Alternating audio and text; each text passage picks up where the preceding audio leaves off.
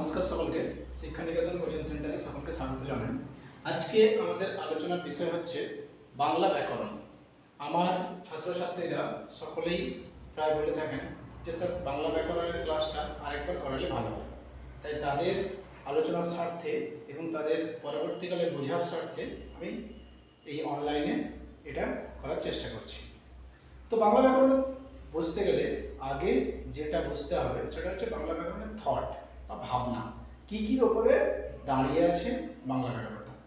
আমি এখানে প্রথমে লিখেছি বাংলা ব্যাকরণ, এর উপরেই এই টপিকগুলোর উপরেই আমি আলোচনা করবো পরে পরে। প্রথম আসছে ধ্বনি। আমরা যা কিছু উচ্চারণ করি তাকেই বলা হচ্ছে ধ্বনি।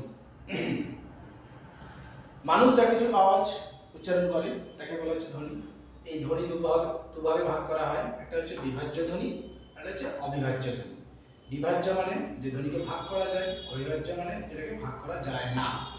অবিভাজ্য কিরকম হতে পারে, যেমন শাসাগা, সুরতরঙ্গ, এগুলো অবিভাজ্য ধ্বনি হতে পারে।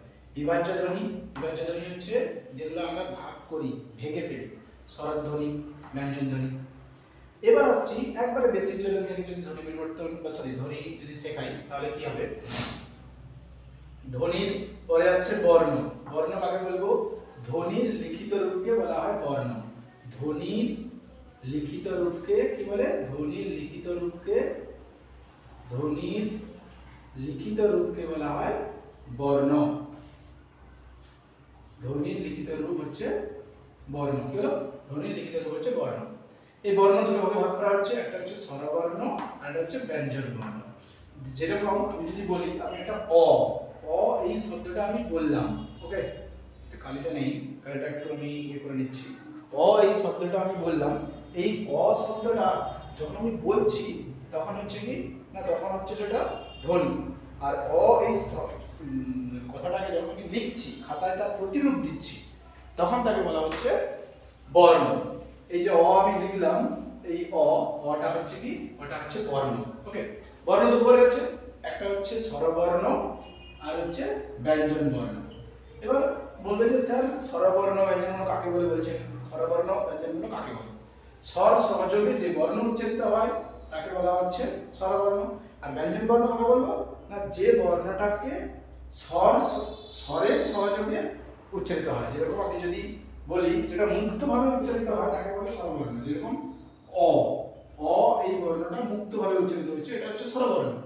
আর যখন ক বলছি তখন কর সাথে আছে, এই যে ক আর জুড়ে হচ্ছে ক, এটা হচ্ছে কি ব্যঞ্জন বর্ণ। ওকে, এবার বর্ণের পরে আসছে পদ। আমরা সকলেই বলি যে বাক্য কাকে বলে। যখন আমরা বলি তখন আমরা সকলেই একটা ভুল কথা বলি। কি বলি না, শব্দের সমষ্টিকে বলা হচ্ছে বাক্য। এটা আংশিক ভুল, কারণ পদের সমষ্টিকে বলবো বাক্য। তাহলে পদ স্যার কোথা থেকে সৃষ্টি হচ্ছে না, শব্দযুক্ত বিভক্তি হচ্ছে পদ। শব্দযুক্ত বিভক্তি হচ্ছে পদ। এই পদ আছে আমাদের বাংলায় 5 প্রকারের: বিশেষ্য, বিশেষণ, সর্বনাম, ক্রিয়া, অব্যয়। ওকে, বাংলায় 5 প্রকারের পদ আছে। এগুলো সম্পর্কে যখন আমরা ডিটেইলসে আলোচনা করব একটা পার্ট, তখন বুঝতে পারবে তোমরা। নেক্সট হচ্ছে কি বাক্য। পদের সমষ্টি হচ্ছে বাক্য, অর্থযুক্ত পদের সমষ্টি হচ্ছে বাক্য। এই বাক্য দুটো ভাগ আছে, একটা গঠনগত আর অর্থগত। গঠনগত দিকে হচ্ছে 3 ভাগে ভাগ করা যাচ্ছে: সরল বাক্য, জটিল বাক্য, যৌগিক বাক্য। আর অর্থগত দিক থেকে হচ্ছে যেটা আমরা বলি নির্দেশক বাক্য, হ্যাঁ বা না সূচক বাক্য এর মধ্যে পড়ে। তারপরে আসছে তোমার নির্দেশকের পরে আসছে যেমন প্রশ্নবোধক বাক্য, অনুপ্রেসূচক বাক্য, আবেগসূচক বাক্য। এই রকম ভাবে 5 প্রকারের অর্থগত বাক্য আসছে সেখানটায়। ওকে, বাংলা ব্যাকরণের এই টপিকের উপরে আমরা একটা একটা করে ভেঙে আলোচনা করব, ঠিক আছে? যেরকম যারা ক্লাস 9, 10 এ পড়ো তোমরা তো সকলে জানো যে ধ্বনির উপরে ওদের প্রথমেই একটা চ্যাপ্টার আছে, ধ্বনি বর্ণ বলে একটা চ্যাপ্টার আছে।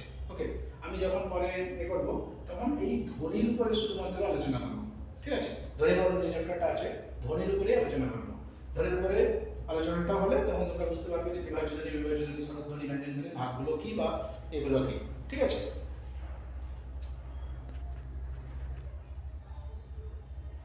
তো দেখো, আমরা ধ্বনির যে দুটো পার্ট আছে, এক হচ্ছে স্বরধ্বনি আর একটা হচ্ছে ব্যঞ্জন ধ্বনি। ওকে, স্বরধ্বনি আর ব্যঞ্জন ধ্বনি। আজকে বেসিক্যালি আমরা আলোচনা করব স্বরধ্বনি নিয়ে। স্বরধ্বনি কি? স্বরধ্বনি হচ্ছে যে ধ্বনিকে কোনো কিছুর সাহায্য না নিয়ে উচ্চারণ করা হয় তাকে বলা হচ্ছে স্বরধ্বনি।